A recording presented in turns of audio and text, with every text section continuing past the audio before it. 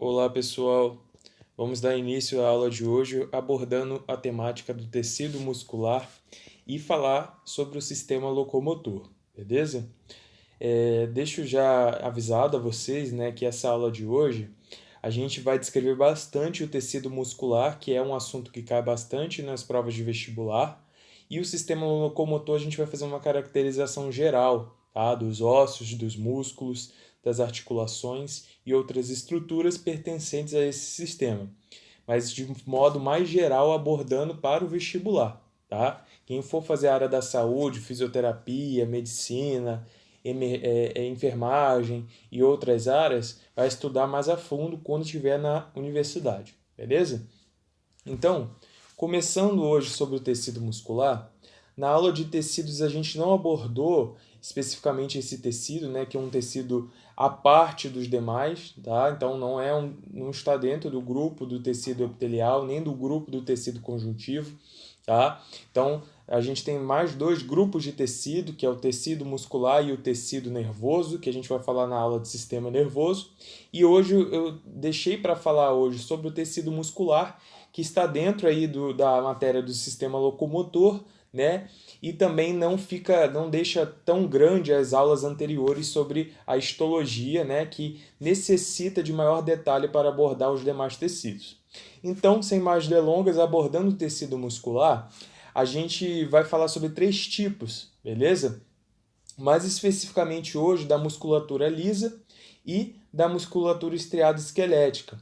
Na aula de sistema circulatório, a gente abordou bem específico, de forma bem detalhada, a musculatura estriada cardíaca, falando um pouquinho sobre a caracterização do músculo cardíaco, os discos intercalares, o tipo de contração, o potencial de ação, o gráfico do potencial de ação abordado na contração da musculatura cardíaca. Então, se você não lembra sobre como funciona a musculatura do coração, dá uma olhadinha na aula de sistema circulatório lá no canal do cursinho, beleza? Bom, esses três tipos de musculatura, de tecido muscular, a gente tem uma diferenciação no que tange a contração, se é lenta ou é rápida, ou se ela é voluntária ou involuntária. De modo geral, a musculatura lisa ela apresenta uma contração mais lenta e involuntária. A musculatura cardíaca apresenta uma contração também involuntária, mas é um tipo de contração rápida. E a musculatura estriada esquelética é uma contração rápida e voluntária. Voluntária é quando a gente tem a nossa vontade para fazer aquilo. Então, não depende de algo, depende do nosso comando para que a musculatura seja contraída. Beleza? Então, os nossos músculos, né, no sistema locomotor só vão contrair se a gente fizer, né, o movimento para delimitar a contração. Logicamente, tem uma coisa chamada tônus muscular, né, que é um estado, né, de contração constante do músculo que permanece, que faz com que a gente mantenha a estrutura, né, corporal, o nosso posicionamento, o tônus da movimentação. Beleza? Bom, falando agora sobre o músculo liso, a gente tem os seguintes questões relacionadas a esse tipo de célula e a esse tipo de tecido. Bom, formado pelos aglomerados de células fusiformes, ou seja, tem um formato mais alongado, né? Nessa figura vocês conseguem observar a musculatura do estômago. Ele tem diversos núcleos em diversas camadas de células de formato mais fusiforme, parecendo até uma folha, né? Então, essas células de musculatura lisa, ela não vai ter estrias transversais como a gente vai observar na musculatura estriada. E o processo de contração é mais lento, como eu já falei para vocês, e não está sujeito a controle voluntário. Então a gente não precisa controlar, ela vai se contrair de forma involuntária. Esse tipo de musculatura, né, está muito presente no trato gastrointestinal, né, então desde do esôfago, né, até o ânus a gente vai ter a contração de musculatura lisa, tá? Então, a musculatura lisa presente no trato gastrointestinal é tão forte, tão intensa, que essa musculatura, até mesmo se a gente estiver de cabeça para baixo, a gente consegue fazer a digestão do alimento que a gente ingere por causa desses músculos, fazendo aí os movimentos peristálticos, né? Lembra lá da aula do sistema gástrico, né? Digestório? A gente falou dos movimentos peristálticos e vai estar muito relacionado com a musculatura, beleza? Também está presente na parede dos vasos, revestindo a camada muscular, e também nas demais vísceras, como por exemplo os pulmões, beleza? Então, o processo também de contração dos brônquios vai ter muita relação com a musculatura lisa desse órgão, beleza? Aqui a gente tem como observar algumas estruturas, como por exemplo nas lâminas que a gente observa em microscópio. Então, a gente consegue diferenciar o músculo cardíaco para o músculo liso, o formato mais fusiforme do músculo liso, né, a relação dos núcleos, cada célula com um núcleo, beleza? E o formato dessas células, né, que elas são mais adelgadas e fusiformes, tudo bem? Uma coisa muito importante, né, é que a inervação dessa musculatura, ela foi por várias cadeias, né, que forma-se o plexo mioentérico. O que é esse plexo mioentérico? São células nervosas do sistema nervoso periférico que vai estar relacionada com a inervação dessa musculatura e fazendo os movimentos peristálticos, delimitando o potencial para que ela contraia, beleza? Então, só para conhecimento de vocês, isso não cai no vestibular, mas o sistema nervoso, a gente vai falar um pouco da diferenciação do sistema nervoso simpático e parasimpático, a relação que eles vão exercer sobre o trato gastrointestinal vai ser por meio da inervação dessa musculatura lisa presente aí no trato gastrointestinal. Bom, uma questão muito importante, né, agora falando mais precisamente do músculo estriado esquelético, que é a estrela dessa aula aqui, é o formato dessas células. A gente viu que o músculo liso tem um formato mais fusiforme, aqui a gente vai ter um formato de células mais cilíndricas e longas, tá? E além disso, essas células vão ser multinucleadas. O que é ser multinucleada? Numa célula tem mais de um núcleo, beleza? O que a gente não observou na musculatura lisa, tudo bem?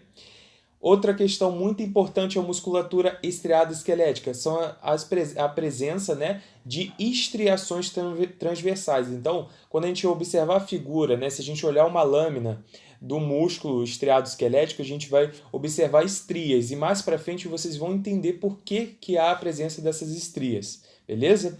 Além disso, como eu já mencionei para vocês, a gente tem contração rápida, vigorosa e sujeita aí a controle voluntário, beleza? Então a gente consegue controlar voluntariamente, tudo bem? Uma questão muito importante, que a gente vai falar mais para frente, é a organização do músculo, tá? Então a gente vai ter as células estriadas esqueléticas formando as fibras musculares, e essas fibras vão ser revestidas por uma membrana chamada endomísio, tudo bem? Esse endomísio vai envolver essas fibras e esse conjunto de fibras vão formar os feixes musculares, os feixes de fibras musculares. Envolvendo esses feixes de fibras musculares, a gente vai ter uma outra membrana, o perimísio, beleza? Então a gente tinha o endomísio envolvendo as fibras, o perimísio envolvendo as feixes e o conjunto de feixes completos vão formar os compartimentos musculares, os músculos, beleza? E em volta desses músculos a gente vai ter uma outra membrana, que é o epimísio. Por que eu estou falando da organização desse tipo de membrana para vocês? Que isso já caiu no vestibular, beleza? E o que a gente tem que atentar nesse slide aqui? A principal questão envolvendo as células desse tecido muscular e diferenciá-lo dos demais, como a gente já mencionou, do cardíaco e da musculatura lisa. Então, estudem bem essas características, que isso já caiu em prova de vestibular, beleza? Então, aqui uma figura para vocês observarem a diferença. Então, primeira unidade, o endomísio envolvendo a fibra muscular. a gente tem outro tipo, que é o perimísio, mais para cima, envolvendo os feixes de fibras musculares, e logo em seguida, envolvendo o músculo, por completo o epimísio. Aqui mais uma unidade, tá? Então a gente consegue observar a fibra muscular, tudo bem? E, como eu mencionei anteriormente para vocês, a musculatura estriada esquelética ela apresenta estrias, ela apresenta estriações, beleza? E por que ela apresenta estriações? Porque ela tem uma unidade, né, de contração chamada sarcômero. E nesse sarcômero, como observado na figura para vocês, apresenta as miofibrilas. Essas miofibrilas presentes nos sarcômeros vão formar as unidades contráteis, ou seja, essas miofibrilas elas vão se deslizar entre elas, formando o processo de contração muscular.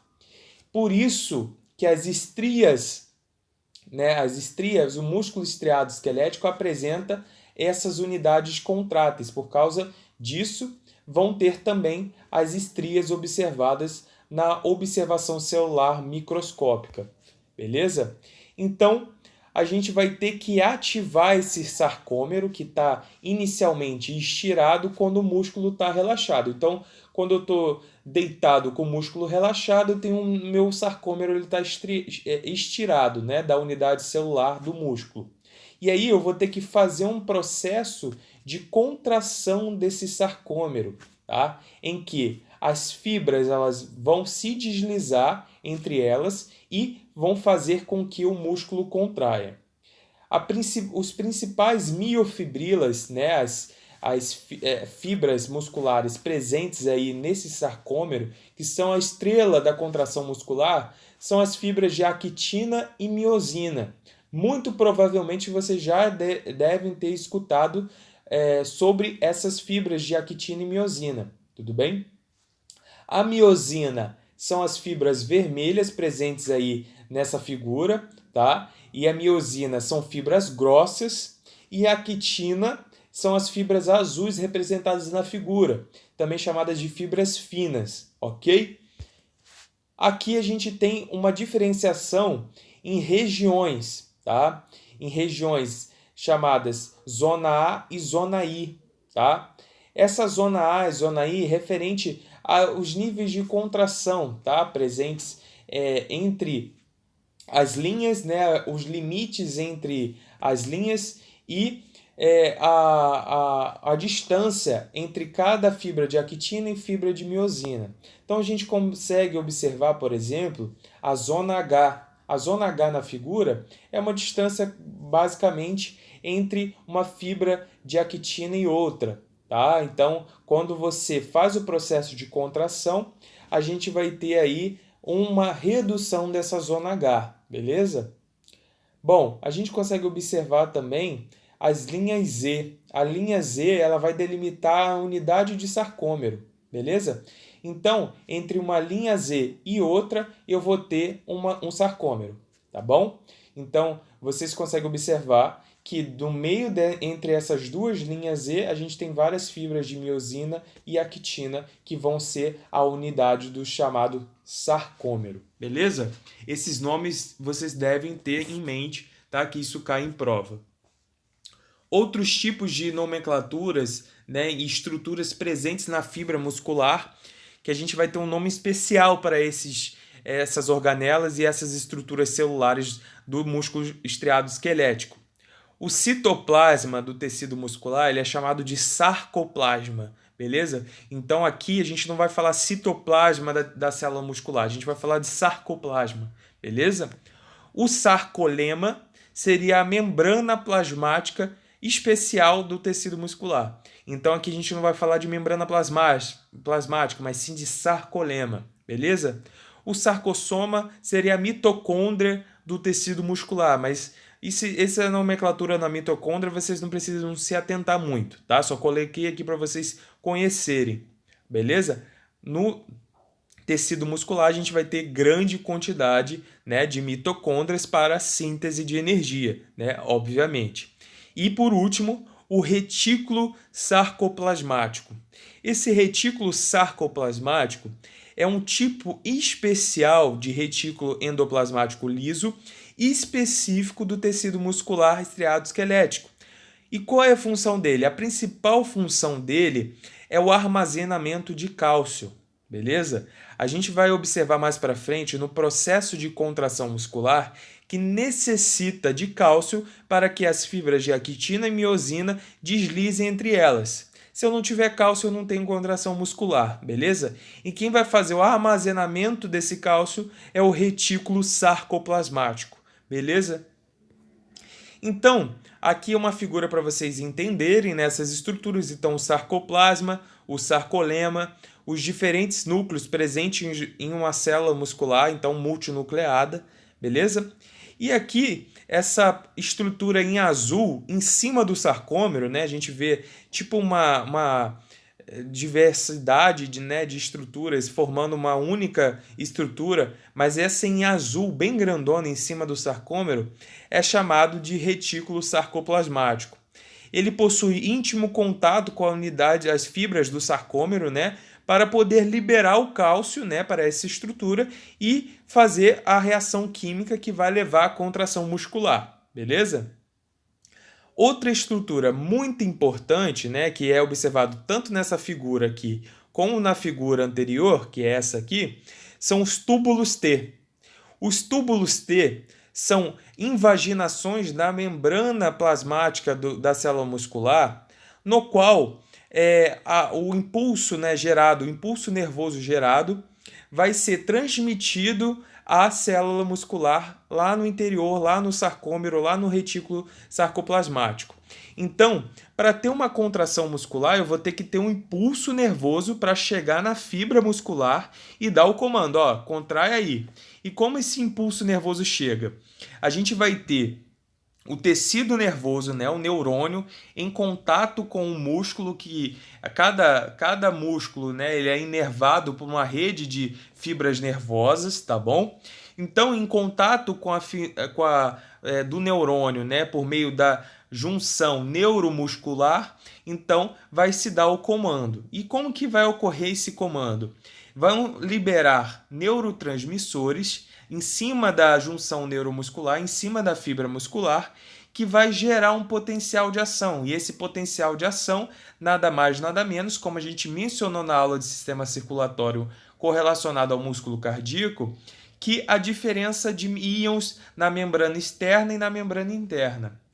A transmissão desse impulso nervoso vai ser o transporte desses íons de dentro para fora, de fora para dentro, né? Isso independe, por meio da membrana da célula muscular estriada, beleza? E aí, para esse impulso nervoso adentrar no meio da célula e também chegar às estruturas intracelulares, há a presença desses túbulos T, beleza? Para que um potencial de ação, o potencial nervoso não fique somente na membrana plasmática, que ele adentre a célula muscular e chegue lá no retículo sarcoplasmático, né, e outras estruturas para dar o comando. Ó, libera o cálcio, vamos contrair, vamos fazer o processo de contração muscular. Então aqui, mais uma vez, vocês conseguem observar o retículo sarcoplasmático em verde e os túbulos T, né, transversais aí, ligando a superfície do sarcolema, que é a membrana plasmática, ao interior da célula, beleza? Outro tipo, né, de proteína muito importante, outros tipos de proteína muito importantes é a tropomiosina e a troponina, tá? A tropomiosina e a troponina vão ser importantes para estabilizar os filamentos de actina, formando esse formato dupla hélice, né, como se fosse um DNA, mas não é. Lembrando que a actina e miosina são proteínas, tá bom? E a tropomiosina, ela vai se enrolar toda em volta do filamento de actina, conferindo a estabilidade desse filamento de actina e também proporcionando um formato dupla hélice. A outra proteína, que é a troponina, ela vai ter um papel muito importante para ligar os filamentos de actina aos filamentos de miosina. Então ela fica ali na porção distribuída por todos os filamentos de actina para poder fazer essa ligação, beleza? Outra proteína muito importante que a gente já mencionou, né, na aula lá de tecidos, e também a gente mencionou na aula de sistema circulatório, é a mioglobina. A mioglobina é uma proteína presente no tecido muscular, tá bom? Em que ele vai ter um grupamento M, que vai se ligar ao oxigênio. Então, ela vai exercer a mesma função que a hemoglobina do sangue, tá? A hemoglobina do sangue não tem 4 grupamentos M responsáveis por se ligar a 4 moléculas de oxigênio. Então, a mioglobina ela vai se ligar ao oxigênio e vai oferecer oxigenação ao tecido muscular. Muito importante para a respiração aeróbica que vai ser desenvolvida nesse tecido. Tá? Então, a mioglobina vai produzir, né, vai armazenar o oxigênio, né, que chega até ela e, quando necessário, vai disponibilizar o oxigênio para o tecido muscular. É importante lembrar que a mioglobina, assim como a hemoglobina, é um pigmento vermelho. Tá? Então, a coloração vermelha presente, né, no tecido muscular é oriunda da mioglobina. Então, a quantidade de mioglobina presente no tecido muscular vai determinar a sua coloração vermelha. Então, se eu tenho uma fibra muscular mais esbranquiçada, quer dizer que ela tem menos mioglobina, certo? E se eu tenho um tecido muscular mais avermelhado, quer dizer que eu tenho mais mioglobina nesse tecido. Então, falamos das estruturas, falamos de todo o processo, né? As fibras, as estruturas musculares. Agora a gente vai entender como se processa o mecanismo de contração muscular. Então, vamos lá. Então, eu falei para vocês que a gente vai ter a geração do impulso nervoso, né, na membrana das células musculares. Esse impulso nervoso ele vai chegar até o retículo sarcoplasmático e vai fazer que ele libere, né, a quantidade e a concentração de cálcio que está presente dentro dele. Tudo bem? Esse cálcio vai se ligar à troponina, né, e vai fazer com que ela ative a actina. Tudo bem? E aí começa, né, a fazer o processo aí de deslizar a actina sobre a miosina e acoplar essas fibras, beleza?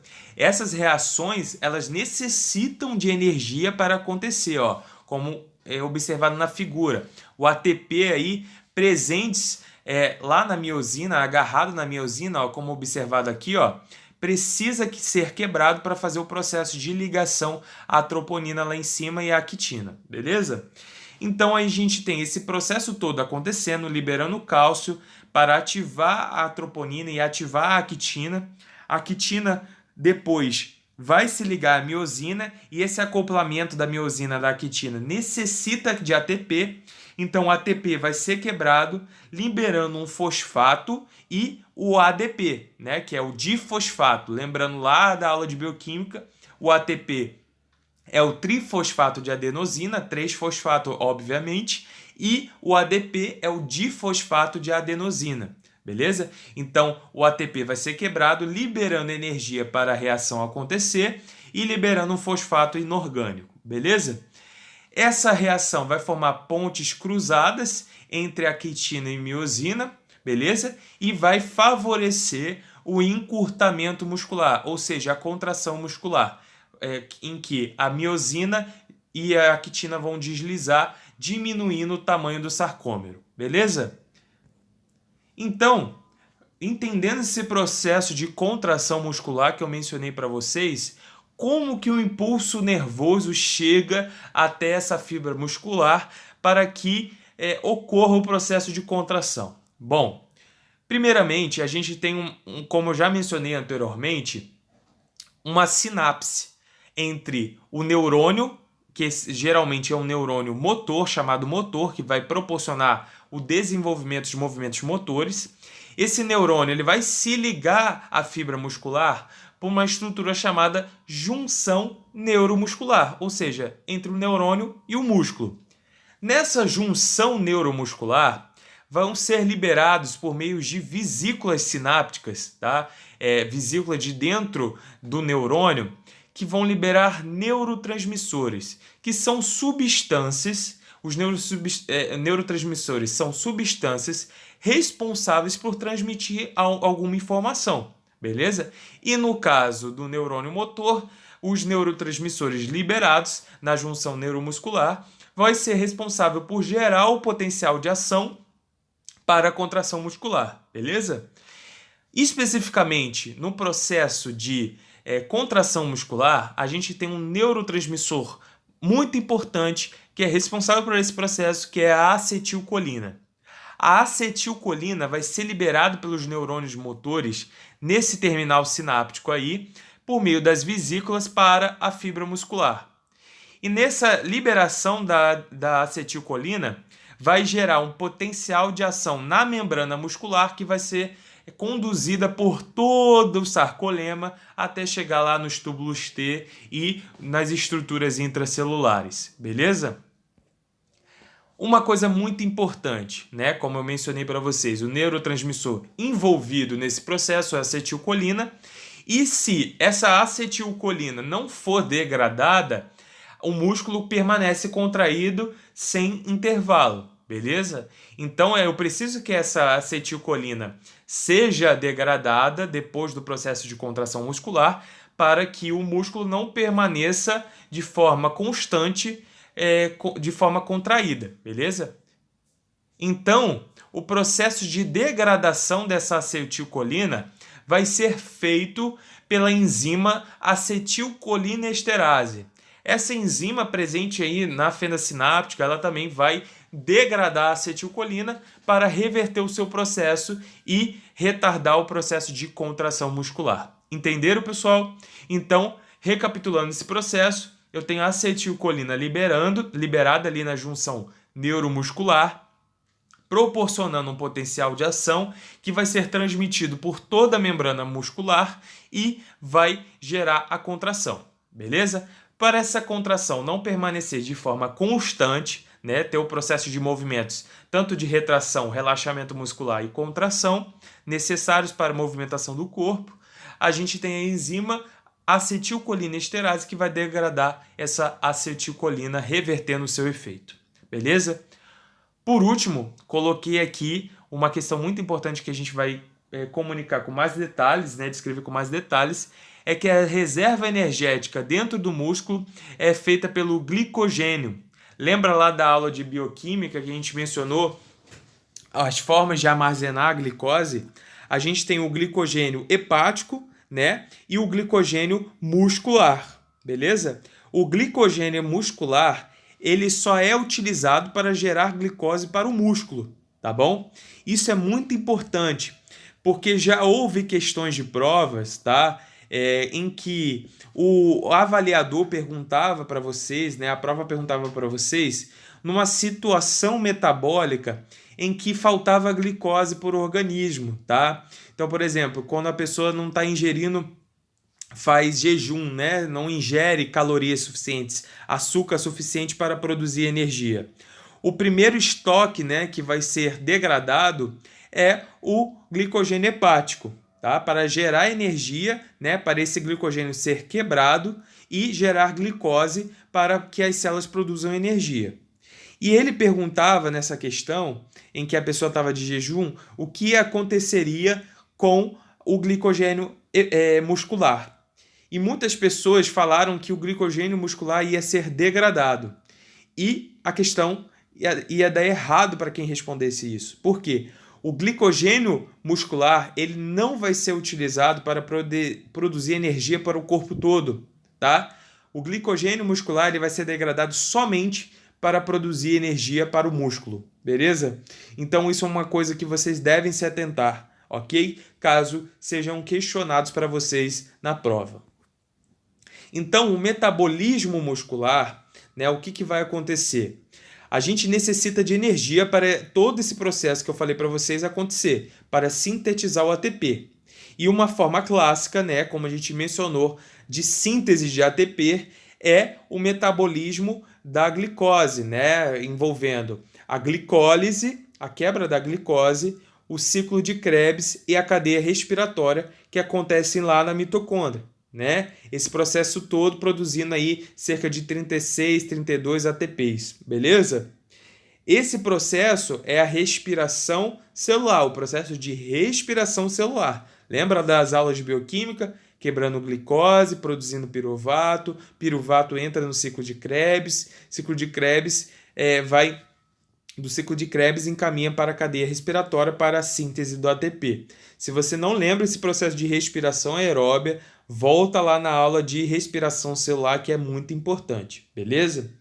Bom, uma questão para oferecer glicose para o músculo, né? Para fazer, né, o processo de respiração celular é o glicogênio muscular. Então esse glicogênio ele vai ser quebrado, né, pelo processo de glicogenólise, ou seja, quebra do glicogênio, produzindo a glicose para a respiração celular, beleza?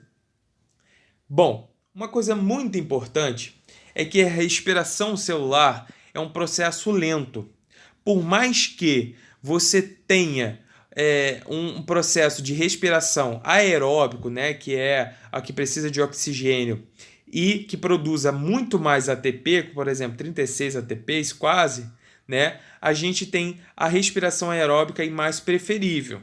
Mas só que no momento metabólico, por exemplo, um ciclista, né, que está competindo aí extensos quilômetros pedalando, que ele necessita de quebra de energia rápida, né, e não vai poder esperar a respiração aeróbica produzir toda a quantidade de ATP para fornecer ATP para o músculo, a gente tem outra via, né, que é a via de fermentação láctica, como a gente já mencionou na aula de bioquímica, produzindo o lactato, o ácido lático, beleza? E o que é essa via? Essa via é uma via mais rápida, mas que produz menos ATP. Essa via produz 2 ATPs, beleza?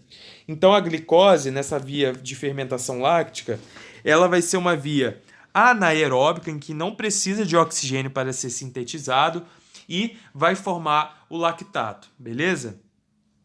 Bom, qual é o problema dessa via?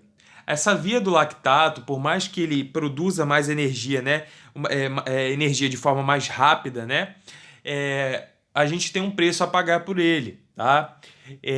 Com o lactato é altamente tóxico para o músculo e ele precisa ser eliminado. E às vezes, numa atividade física muito intensa, em que não consegue, né, eliminar o lactato todo, né, que é produzido em grande quantidade nesses momentos, acaba que esse lactato ele vai se acumulando no tecido muscular. E aí gera um problema que começa a gerar fadiga para o músculo, beleza? E o músculo começa a ficar fadigado, ele dá dor, né, por causa dessa toxicidade do lactato que começa a se acumular. E isso a gente consegue observar muito na nossa prática. Se você que não está com condicionamento físico adequado, né? Você faz aí 30 minutos de atividade física por dia. Se você for pegar um treino de CrossFit, né, que é um treinamento intenso, no primeiro dia com certeza você vai sair com muita dor. E talvez você não consiga nem terminar a atividade física. Por que disso? Porque você começa com a respiração aeróbia, aí o seu músculo vê que não vai dar conta, ele começa a fazer fermentação, né, para produzir energia de forma mais rápida, e aí o que acontece? Você começa a armazenar cada vez mais ácido lático no seu músculo. E aí você não consegue eliminar essa grande quantidade de ácido lático a tempo de ele não ser armazenado, e aí começa a dar as fadigas. Então seu músculo fica fadigado, você já não consegue mais correr, você já não consegue mais fazer as atividades, né? E você começa a sentir dor, tudo bem? Muito por causa desse acúmulo do lactato, beleza? Bom, aqui, só para voltar um pouquinho, que esse lactato, então, ele vai para o sangue, né? E do sangue ele volta para o fígado para ser transformado em glicose novamente, num processo chamado gliconeogênese, beleza? Gente, a gente descreveu bastante essa questão de glicose, gliconeogênese, glicogenólise. Se vocês não lembram desses termos, dá uma olhadinha lá na aula de respiração, de metabolismo da glicose, porque a gente falou sobre todas essas reações, beleza? E, caso tenha dúvida, podem me procurar no privado, que estarei à disposição para explicar novamente. Bom, por último, né, a gente entendeu todo esse metabolismo da glicose, a gente não pode esquecer da fosfocreatina. fosfocreatina ficou muito famoso, né, no mundo das academias, das pessoas que fazem suplementação com creatina. E o que é a creatina? O que é a fosfocreatina? Bom, a creatina, gente, é uma proteína presente também no músculo que ela vai ser responsável por armazenar o fosfato, beleza? Por que isso é importante? Olha só, vamos voltar lá naquela reação da contração muscular, tá? Aqui a gente consegue observar nessa figura que o ATP ele é quebrado em ADP e um fosfato inorgânico. Esse fosfato inorgânico ele tem que ser armazenado por alguém, porque quando for ressintetizado o ATP novamente, ele vai ser usado, beleza? Então o que acontece? A fosfocreatina, o que ela vai fazer? Nada mais nada menos é dar o fósforo quando for necessário. Então, no processo lá de musculação, de exercício físico, né? Você gasta muito ATP, quebra muito ATP. Beleza? A fermentação e a respiração aeróbia, elas vão fazer o processo de sintetizar o ATP.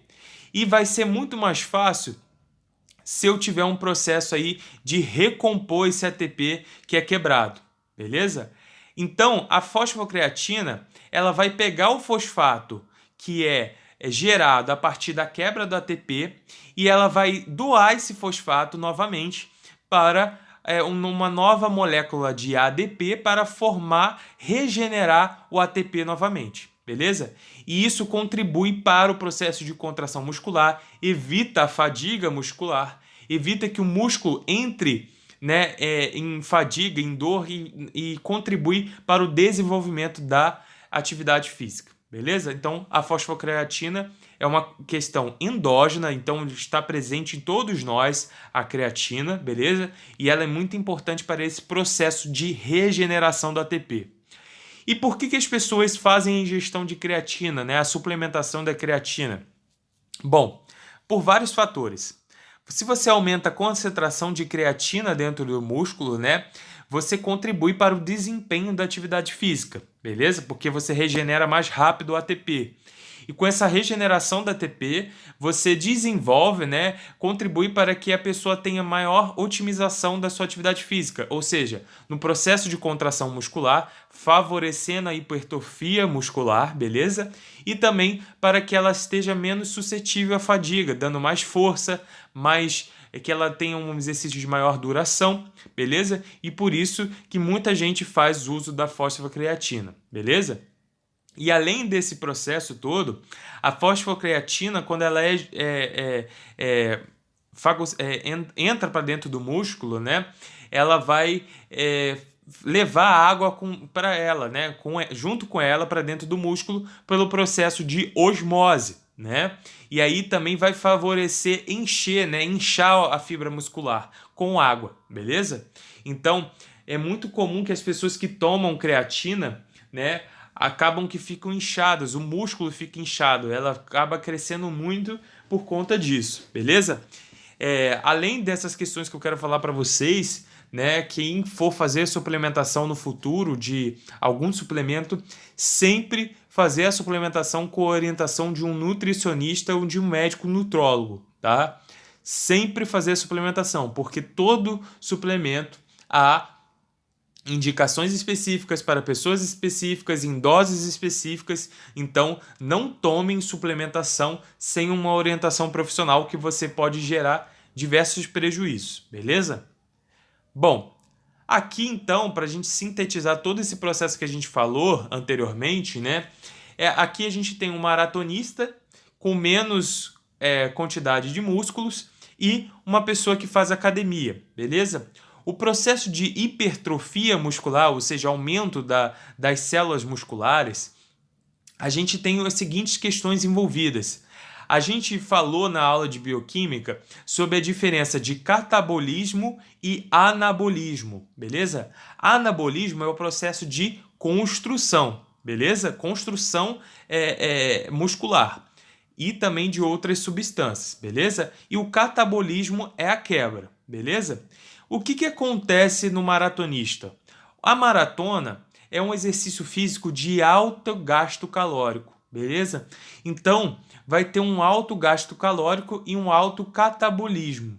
Por conta disso, e também por esses atletas talvez não fazerem tantos exercícios que favoreçam a hipertrofia muscular, como a musculação, você vai ter uma alimentação adequada, mas só que o gasto calórico vai ser tão intenso que, além de catabolizar, né, o tecido adiposo e os açúcares, os carboidratos, os lipídios presentes no tecido adiposo, também vai ter um desfavorecimento para a hipertrofia muscular, porque vai ter também quebra de proteínas musculares, beleza? Então, muitas pessoas, quando vão procurar atividade física, né, com o objetivo, por exemplo, de hipertrofiar, acabam indo para o lado da musculação. Por que acontece na musculação? Geralmente, essas pessoas que fazem musculação e acabam crescendo muito, hipertrofiando muito, fazem a ingestão de uma dieta hipercalórica, ou seja, com uma grande quantidade de calorias, né? Logicamente, é uma dieta nutritiva, com grande quantidade de proteínas, carboidratos bons, não cheias de fast food, né? Cheias de gorduras. Então, você vai ter uma dieta hipercalórica associados com exercícios que favoreçam o anabolismo, beleza? Diferentemente da maratona. Então, a pessoa que faz musculação, ela fica estressando as fibras musculares que favorecem, né, o desenvolvimento de maiores fibras, né, musculares, aumento da quantidade de fibras musculares, beleza? Então, o que acontece? Com esse aumento de fibras musculares que vai ocorrer no decorrer do desenvolvimento da musculação, vai favorecer a hipertrofia muscular, beleza? Então, quando a pessoa vai estimulando o músculo, cada vez mais aumentando o peso, né? O músculo vai ser estimulado a cada vez mais ter mais fibras musculares. E esse aumento do número de fibras musculares vai desenvolver a hipertrofia, beleza? Aqui uma figura, né, dos tipos de suplementos hoje que existem, né, no mercado desses mundos fits. Aqui o whey protein, que é a reposição de proteínas, né, para poder fazer essa regeneração e essa hipertrofia muscular, beleza? E uma questão muito difundida aí nesse meio do fisiculturismo, que é uma questão até ilegal e causa inúmeras efeitos colaterais, são o uso de esteroides anabolizantes, tá? Que são medicamentos injetáveis, né? Muitas vezes à base de testosterona do cavalo, tá? Que podem favorecer, né, a construção, a hiperconstrução, né, muito mais rápida, né, do tecido muscular e acabam desenvolvendo outros efeitos colaterais, como, por exemplo, calvície, acne, atrofia dos testículos, até ataque cardíaco, né, infarto, estrias. Nas mulheres acabam havendo uma masculinização, como, por exemplo, voz grossa, aumento da distribuição de pelos. Então, isso tudo vai estar relacionado, beleza? Coloquei aqui para vocês terem conhecimento. Por último, gente, para a gente falar dessas questões do tecido muscular, né, da fibra muscular, é que qual é a diferença entre o Usain Bolt e o atleta de maratona, né, um atleta de maratona? Então, a gente tem o Usain Bolt, a gente correlacionou o atleta de maratona com uma pessoa que faz musculação. Agora, a gente está correlacionando dois tipos de atletas que fazem um esporte parecido, correr, beleza?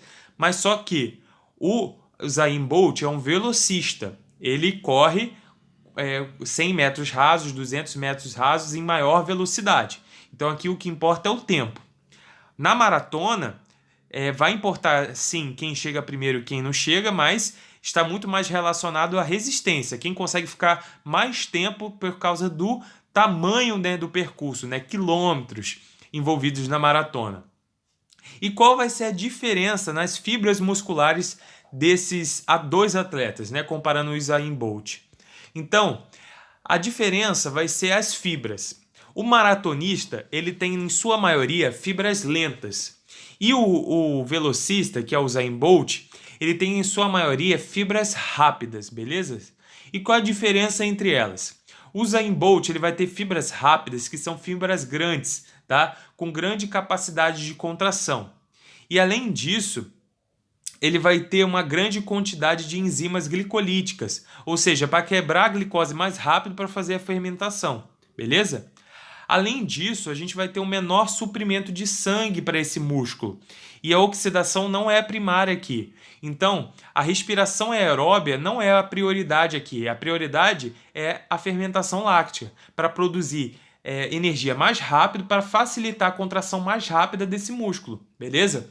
Então, a pessoa que vai correr os 100 metros rápidos, ele precisa de rapidez, que a fibra contraia rapidamente para ele ter mais velocidade, e isso vai ser obtido com meio da fermentação do lactato, né, de fibras de contração rápida, beleza?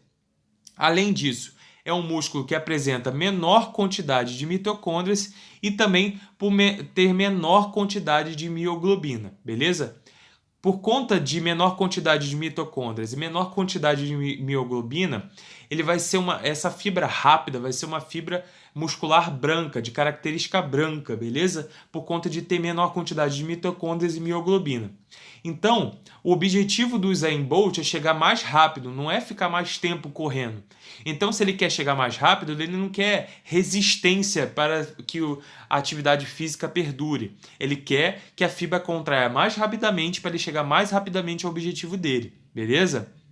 Então, por isso, com o treinamento do Usain Bolt, acaba havendo troca, né, das fibras musculares, havendo predomínio, né, de fibras rápidas, fibras brancas, beleza?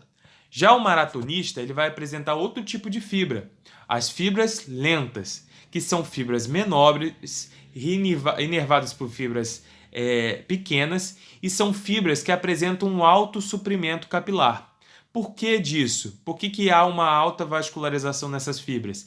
Porque a respiração aeróbia é prioridade agora nesse momento, beleza? Porque não é que ela precisa produzir energia de forma mais rápida, mas ela precisa produzir grande quantidade de energia para que esse atleta não entre em fadiga, né? Não entre em fadiga muscular mais rapidamente. Então a gente não pode, nesse caso do maratonista, produzir muita quantidade de lactato, porque senão vai aumentar a toxicidade no músculo, né? E vai favorecer que ele não consiga terminar a prova. Então, o processo, né, de fibras lentas são fibras mais lentas que as fibras rápidas, né? São fibras menores, mas que há uma oxidação maior, um grande suprimento sanguíneo, e por conta disso também tem uma grande quantidade de mitocôndrias para produzir mais ATP, e também uma grande quantidade de mioglobina para armazenar mais oxigênio e disponibilizar para esse atleta, beleza? O músculo dessas fibras lentas, desse atleta maratonista, vai ser um músculo mais avermelhado por conta da grande quantidade de mioglobina e por conta da grande quantidade de mitocôndrias, beleza? Então essa diferenciação que eu falei que eu queria que vocês soubessem, porque é de muita importância e já caiu no vestibular, beleza? Bom, gente, antes da gente entrar na anatomia macroscópica, para a gente encerrar esse assunto de tecido muscular, a gente falou de todo o processo de contração, falamos das fibras, falamos do tipo de estruturas dentro da célula muscular, mas uma coisa muito importante para vocês saberem é a questão da taxa mitótica. Bom, a taxa mitótica, eu falei para vocês, muito relacionada à questão da divisão celular, tá? As fibras musculares, o tecido muscular e o tecido nervoso, eles apresentam baixa taxa mitótica, ou seja, eles não se dividem em grande quantidade, beleza? Eles dividem de forma lenta, muito diferente de outros tecidos como a pele, que está sempre se renovando. Então, quando o músculo faz a hipertrofia, não é as células que vão aumentar de quantidade, não está aumentando a quantidade de células musculares, mas sim o tamanho das células que está aumentando, beleza? Então a hipertrofia muscular é o aumento do tamanho das fibras, não o aumento da quantidade de células, beleza? Porque o músculo, o tecido muscular, ele apresenta baixa quantidade de mitoses, baixa taxa mitótica, ou seja, ele se divide mais lentamente, beleza? Isso é muito importante para vocês entenderem, porque tanto o tecido muscular como o tecido nervoso apresenta baixíssima incidência de cânceres. O câncer no tecido muscular é chamado de sarcoma e há pequenas casos, né, de sarcoma presentes na sociedade, nos cânceres em geral. Então, os cânceres de sistema nervoso e os cânceres de tecido muscular são raros, tá? Em relação a outros tipos de câncer, como, por exemplo, o câncer de pulmão, o câncer de intestino, o câncer de pele, que são muito frequentes porque esses tecidos se dividem muito rapidamente, então a chance de ter um erro na mitose é muito mais frequente, beleza? Então, falamos tudo de tecido muscular, agora a gente vai falar da anatomia do sistema locomotor de forma bem didática, bem rapidamente, para a gente caracterizar de modo geral. Então, antes da gente poder falar sobre a anatomia, né, a gente tem que saber as orientações anatômicas, beleza? Então, a gente tem planos que dividem o corpo humano e nos orienta sobre o posicionamento, beleza?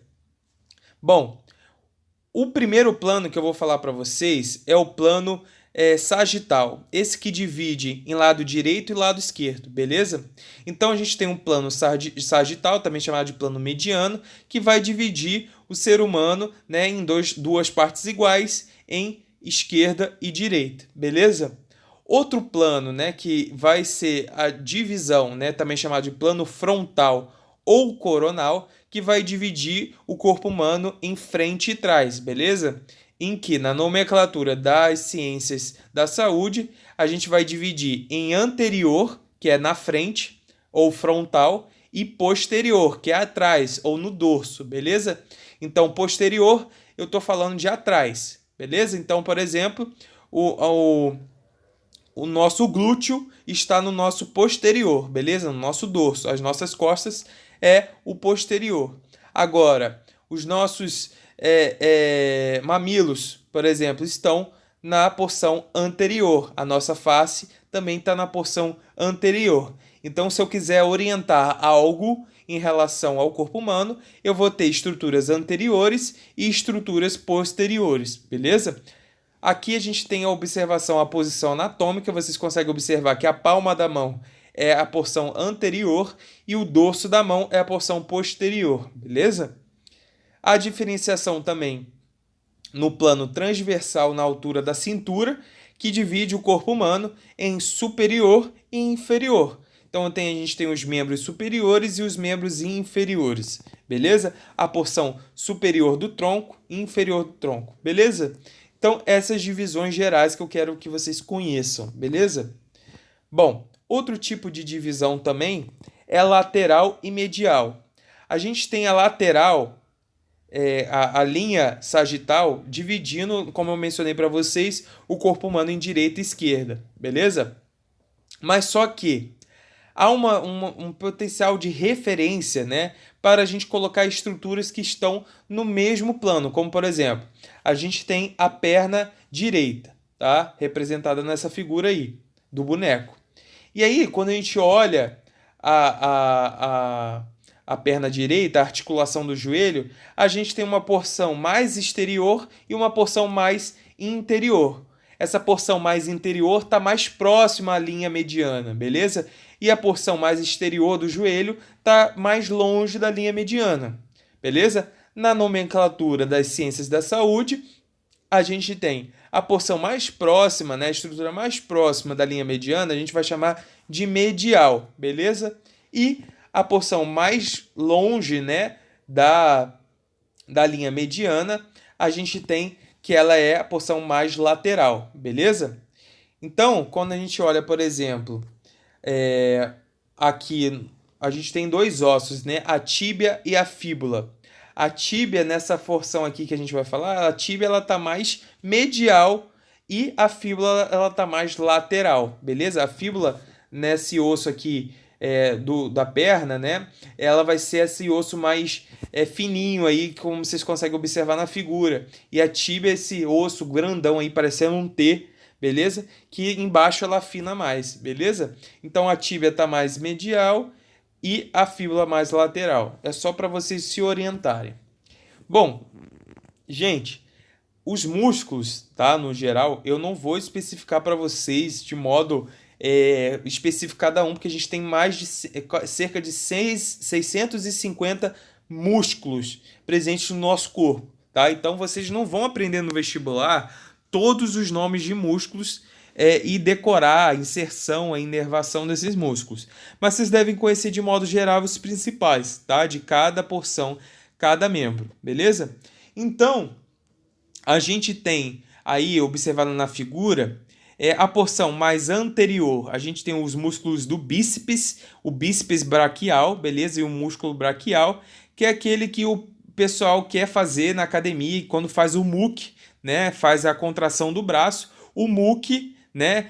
Que os marombas querem se amostrar na academia, acabam mostrando o bíceps contraído, beleza? Então na figura vocês conseguem observar o músculo bíceps e o braquial, o músculo braquial que vão estar contraídos aí, beleza? Já na porção posterior, ou seja, atrás, a gente tem o tríceps, que é quando a pessoa faz aquela extensão do braço e contrai, beleza? Fica o braço todo estendido e contrai aquele músculo lá atrás, que fica atrás do braço, que os marombas também contraem para ficar também se amostrando que está com grande hipertrofia, beleza? Um músculo muito importante também é o músculo do ombro, né? Ali o músculo deltoide, que tem o formato de delta, né? Que tem íntima relação aí na estabilização do ombro e se liga à clavícula, à escápula, o húmero, beleza? E também vai estar aí relacionado aos movimentos do ombro, da articulação do ombro. Outros músculos presentes também são os músculos do músculo supraespinhal, infraespinhal, redondo menor, redondo maior, que vocês não precisam decorar e nem saber sobre eles, tá? Só estou colocando aí para vocês conhecerem. Esses músculos presentes na figura são do famoso, né, manguito rotador, que são os músculos para estabilização aí da articulação do ombro. Quem faz academia já deve ter escutado aí os professores falando sobre treinar o deltoide, treinar o manguito rodador para a estabilização dessa articulação do ombro. Aqui a gente consegue observar o deltoide, né, com maior detalhes, então o formato delta, né, que ele se forma, e a inserção dele lá no húmero. E também a gente tem as musculaturas, né, os músculos do antebraço, né, que são diversos músculos do antebraço. Tem mais de 20 músculos nesse compartimento, né, tanto compartimentos posteriores e anteriores, então não cabe aqui diferenciá-los para vocês. Aqui a gente tem uma visão anterior, né, do tórax e do abdômen. A gente consegue observar alguns músculos importantes. A gente consegue ver, né, o músculo peitoral maior. Quando a gente retira, a gente consegue observar o músculo peitoral menor, beleza? Que está atrás do peitoral maior. A gente consegue ver os músculos serráteis, né? Que vai estar relacionado com aqueles quadradinhos na barriga, né? Que vão estar presentes em quem muito definido aqui na porção mais lateral. E os músculos do abdômen, né? A gente tem o reto do abdômen, que está aí bem no meio do próximo ao umbigo, que o sonho de todo mundo é ter os quadradinhos na barriga, os cominhos na barriga, e quem fica hipertrofiado nesses casos é o músculo reto abdominal, beleza? Além do músculo reto abdominal, no abdômen tem diversos tipos de músculo, o músculo obículo interno, interno e externo, o transverso do abdômen, que é mais internamente, aqui vocês não vão conseguir observar, beleza? Mas de modo geral são esses principais músculos, não precisa ficar decorando, galera, só para vocês conhecerem. Aqui, né, a porção dorsal, porção posterior, a gente tem aí o famoso trapézio, né, que é esse em formato de losango aí, bem próximo do pescoço. Esse músculo é o que todo mundo faz para treinar e ter aquelas costas definidas. Então a gente tem o músculo do trapézio, que tem vários exercícios na academia, né, para poder fazer o treinamento desse músculo, tá? Além desse músculo presente no dorso aí, a gente tem o latíssimo no dorso, né, que é mais na porção lombar, né? E aí a gente consegue observar o romboide, que é muito treinado na natação, os nadadores ficam com aquela asa aberta, né, aquelas costas mais alargadas por conta desse treinamento, né, que a natação faz de alargar a musculatura, né, e alargar as articulações e acaba aumentando aí, hipertrofiando esses músculos. Aqui a gente tem a musculatura dos membros inferiores. Vocês conseguem observar, né, os músculos, né, da coxa. A gente tem na porção anterior, né, na visão anterior, quando a gente olha de frente para o músculo, a gente consegue observar o músculo quadríceps femoral. O que é quadríceps femoral? Quando vocês contraem a coxa de vocês conseguem observar que a coxa fica bastante dura, né? E quem treina, quem faz academia, acaba que tem a coxa definida. E quem fica hipertrofiada nesses casos são os músculos do quadríceps femoral. E o que é o quadríceps femoral? É a junção de 4 músculos, tá? O vasto lateral, o reto femoral, o vasto medial, beleza? E tem mais um músculo que está atrás do reto femoral que vocês não precisam visualizar porque não dá para visualizar nessa figura, tá? Mas são esses 4 músculos, beleza? Que é o vasto intermédio, que é o 4º músculo, beleza? Além desses outros tipos de músculos, que esse é mais visível para vocês, tem outros tipos de músculos na porção mais posterior, né? Que vão ser os músculos posteriores da coxa, que muitas mulheres e homens acabam fazendo treinamento de agachamento na academia para trabalhar esses músculos posteriores, e o glúteo máximo, que vai estar relacionado aí com o desenvolvimento do bumbum, né? E a contração muscular e estabilização da coxa, beleza? Tem outros músculos importantes aqui, mas não cabe ficar descrevendo para vocês. Aí os músculos da perna, né? A gente tem aí muita importância, não só os músculos presentes na porção anterior, na frente, né? Mas também os músculos de trás. E aqui o músculo da panturrilha, né? As pessoas que têm a panturrilha definida vai ter muita relação com os gastrocnêmios. Esses gastrocnêmios, esses 2 músculos aí, eles vão estar relacionados com esse desenvolvimento da panturrilha. E outro músculo que está abaixo dos gastrocnêmios é o músculo sóleo, beleza? Os gastrocnêmios vai se ligar ao calcâneo, que é um osso do pé, por meio do tendão de Aquiles. Tendão, gente, é toda a estrutura fibrosa que liga um músculo a um osso, beleza? Então, tendão vai fazer a ligação entre músculo e osso, beleza? Então, aqui, ó, uma figura de uma panturrilha definida, vocês conseguem observar a delimitação do gastrocnêmio, tá? Então, esse gastrocnêmio que vai fazer a delimitação da panturrilha. Por último, a gente tem a musculatura da face, né, e do crânio, que vai estar muito relacionado com os movimentos, né, dos olhos, da boca, né, a diferença, a manutenção das expressões, né, e muita gente faz o uso do Botox, né, que o Botox é uma enzima, né, uma substância química presente, oriunda de uma bactéria chamada Clostridium botulinum, e a Clostridium botulinum ela vai produzir uma toxina que vai incidir sobre a acetilcolina, degradando a acetilcolina, como se fosse acetilcolinesterase, inibindo que ela contrai o músculo, tá? A infecção por Clostridium botulinum, né, é muito presentes aí em enlatados, né, que acabam sendo infectados pela bactéria. A pessoa pode desenvolver distúrbios motores intensos, tá? Em que não consegue contrair a musculatura e fica até com problemas motores mais graves, beleza? E aí as pessoas da estética, né, pegaram esse Botox, essa toxina botulínica, e fizeram Botox, que nada mais é que a aplicação aí em zonas de expressão, né, para evitar que essas zonas façam a contração muscular, beleza? E aí a pessoa não fica enrugada. Beleza?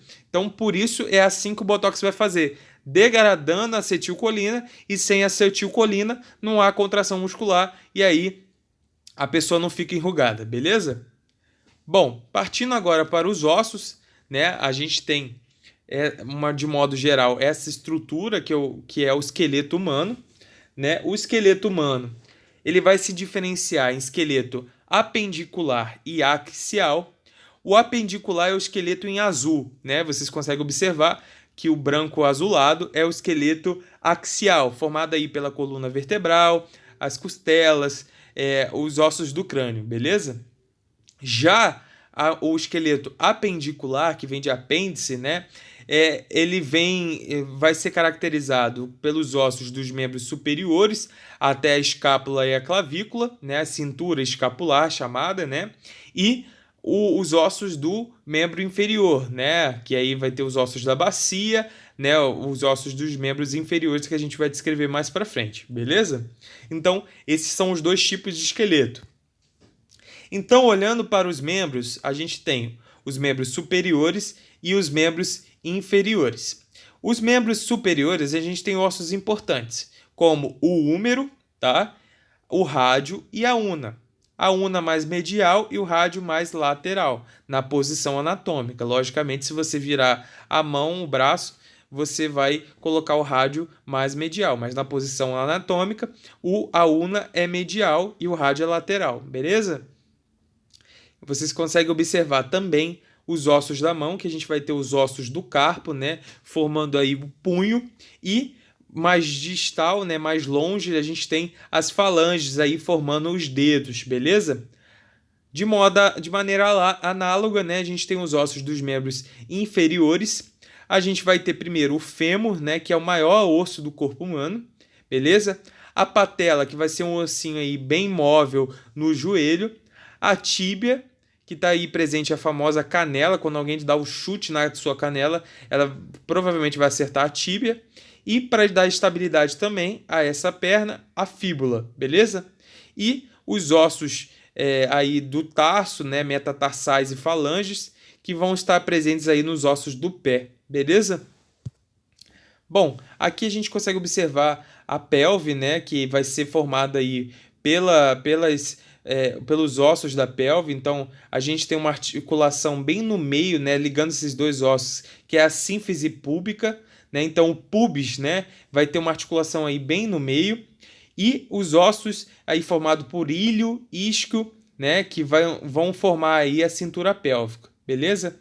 O fêmur ele vai se inserir aí nesses dois ossos, né, e vão conseguir aí fazer a estabilização e a movimentação da pelve e também dos membros inferiores.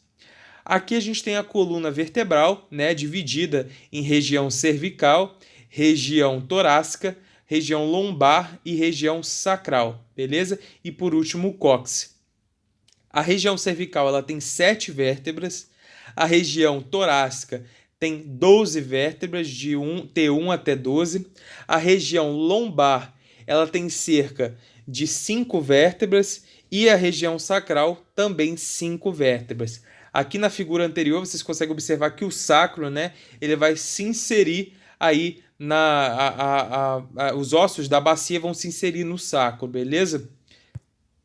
Bom, aqui nessa figura vocês conseguem observar, além das vértebras, né, além da coluna vertebral, as vértebras, né, que vão ter essas estruturas aí na figura da direita, e além das vértebras há os discos intervertebrais que vão estar presentes aí entre as vértebras, fazendo a estabilização da coluna vertebral. No meio das vértebras vai passar a medula espinhal, né, que é a estrutura do sistema nervoso central, que a gente vai falar mais para frente, beleza? Que vai alojar a medula espinhal, que vai se ligar todo o sistema nervoso central ao sistema nervoso periférico, fazendo a inervação das estruturas do corpo, beleza? Aqui, por último, a gente tem os ossos do crânio, né? Diversos ossos. A gente tem o maxilar, a mandíbula vai fazer a movimentação da mordedura, né? Outros tipos de osso, como o osso frontal, que é o osso da testa, o osso nasal, o zigomático, o esfenoide lá dentro do olho, beleza? Aqui alguns ossos importantes, o osso occipital, parietal e frontal, que vão estar relacionados aos tipos de lobo cerebral. A gente vai ver na aula de sistema nervoso a diferenciação desses ossos, correlacionar com os lobos cerebrais. A nomenclatura é muito parecida, beleza? E por último, além dos ossos, né, a gente tem aí as articulações, beleza? Que vão fazer a ligação entre os ossos, beleza? Fazendo a ligação entre eles. E aí, correlacionando com as articulações, a gente tem 3 tipos de articulações: as sinartroses, as anfiartroses e as diartroses. As cilartroses são articulações fibrosas e imóveis, muito presentes nas suturas do crânio, né? Na junção entre os crânios. Então, são entre os ossos do crânio. Então, são articulações que elas não têm grande mobilidade, justamente para poder fazer essa junção entre ossos imóveis, beleza? A articulação cartilaginosa da anfiartrose, que é, como o próprio nome já diz, é uma articulação cartilaginosa, ela tem uma semimobilidade, tá? Ela não se movimenta com tanta disponibilidade como a articulação do joelho, mas ela se movimenta muito mais do que as articulações do crânio. E está presente aí nos ossos da bacia, né, como a sínfise púbica e a ligação do ilho, né, com os ossos da bacia com o sacro. Então, é uma anfiartrose. Precisa de gravar esses nomes? Não precisa, é só para vocês conhecerem, beleza? A diartrose são articulações mais móveis, como a articulação sinovial do joelho, beleza? E na maioria das articulações vão ser do tipo de artrose, como as articulações do cotovelo, do ombro, do joelho, como eu já falei para vocês.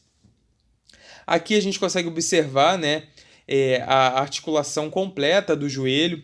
Então a gente tem ali o tendão da patela ligando a patela ao músculo, né? Então o tendão sempre liga osso a músculo, beleza?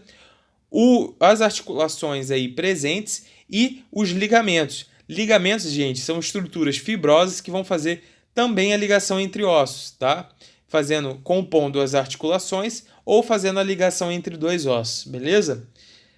Então, gente, essa foi a aula de hoje. Foi uma aula um pouquinho extensa, porque o conteúdo é bastante robusto em informações, em detalhes, mas qualquer dúvida, vocês podem me procurar, beleza?